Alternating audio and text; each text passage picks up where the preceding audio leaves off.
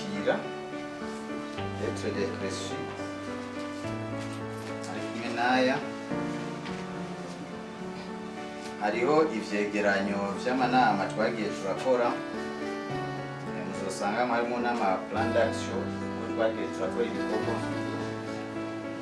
hariho dossier ijanye n'ubutunzi ko twagiye turakoresha uburyo twagerageje kuza turaronka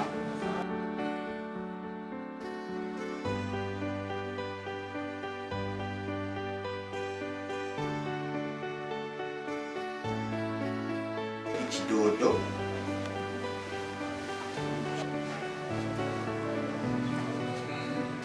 hanyuma twe naho twahaweze umusije sinda kuhaza twe twatanguye twingunganya buke buke muga turafise akagega sinovuga ko ari kanini cyane mugabo kazuba karafasha twari dusigaranye k'ibihumbi 608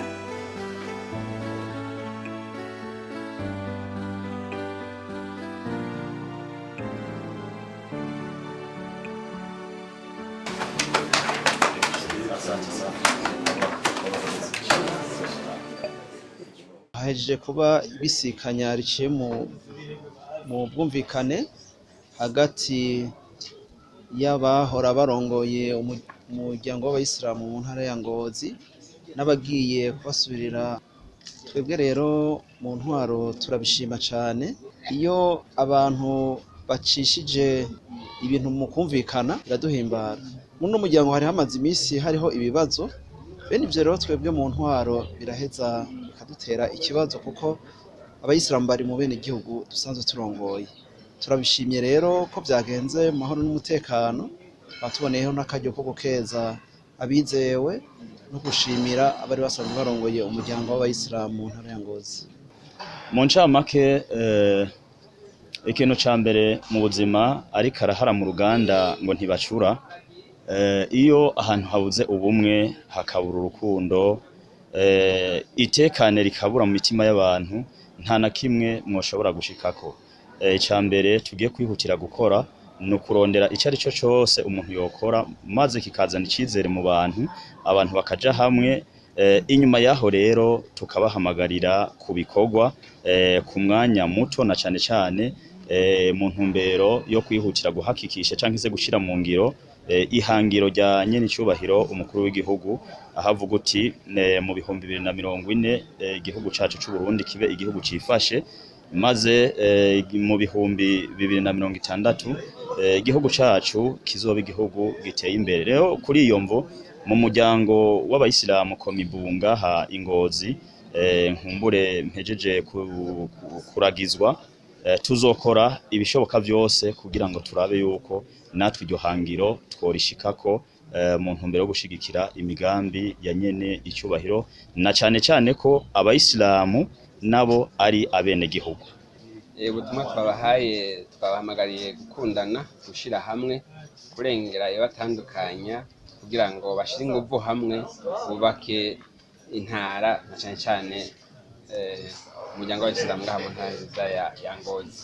Aho rero twafatiye ku bijanye no gukorera hamwe, gushira ingufu hamwe kugira bagwanye umwansi. Kaba nkako iyo tuvuze umwansi sujya afata inkoho canke ngo n'inzara be n'ubukene naho nyene n'umwansi.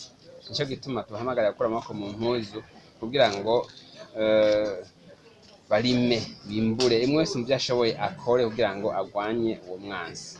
Kandi kirazekazira yuko werekana ko agize ubwoba imbere y'umwansi aho gaca kwizizira. Rero n'ubukene nimba ari umwansi canke inzara nta kwerekana rero yuko ureza amaboko nyabuna bigwanye mu gukura mu mpuzu mu kuri ho by'iterambere kugira ngo witeze imbere kandi n'imiryango yawe iboneho akoyoko.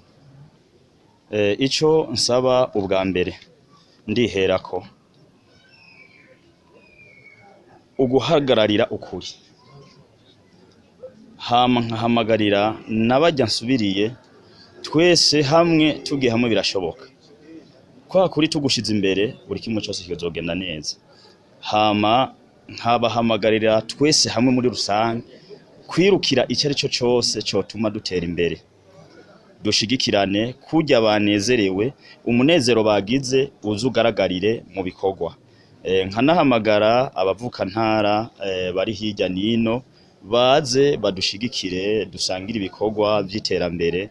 Eka noneho si n'abavuka ntara gusa, n'abantu bo mu ntara zitandukanye, baba abayisilamu canke se wanashaka n'abatari abayisilamu, kubera ko tugize ibikorwa rusangi tukabisangirira hamwe, birafasha mu terambere ry'igihugu tutaravye ngo n'umwisilamu canke sumwisilamu. Nkahamagara n'abajya bose boba bari hanze y'igihugu bafise agahinda ko gushigikira igihugu cacu, na cane cane intara ngiye kuramuswa mu bijanye n'amabanga yo kuyobora abayisilamu umuryango komibu, yuko boza bakifatikanya n'abandi, nkumbure ufise umutahe awuzane mu gihugu ciwe, igihe aba ariko arakora ibikorwa by'iterambere n'umwene gihugu muto yarashikirwa, maze iterambere rikadusaga. Nkahamagarira na babandi bafise amikoro make mu bene gihugu kwijukira imigambi y'iterambere iyo ari yo yose, duhere ku mikoro tuba dufise, na cane cane twifashije kujya mugambi wa nyene icubahiro umukuru w'igihugu avuga ati nimworora inkwavu, orora inkwavu, twara umutahe mukeyi, ariko ejo ukazosanga umuntu yashitse ku ntambwe ishimishije. Turi hamwe rero birashoboka, bagire amashira hamwe atandukanye kuva hasi wanashaka kugera hejuru bivanye n'ubushobozi abantu bafise. Aho mu ntara ya Ngozi nkuko twavyemeye igihe twashikirizwa amabanga, tubahamagarira kuja hamwe kugira ngo bashobore gushinga amashira hamwe manini cyane, bashobore kudandaza, bashore no mu bihugu duhana imbibe baje kuzana amafaranga mva makungu, kuko tudashoye mu bihugu duhana imbibe ayo mafaranga mva makungu ntaho tuzoyakura.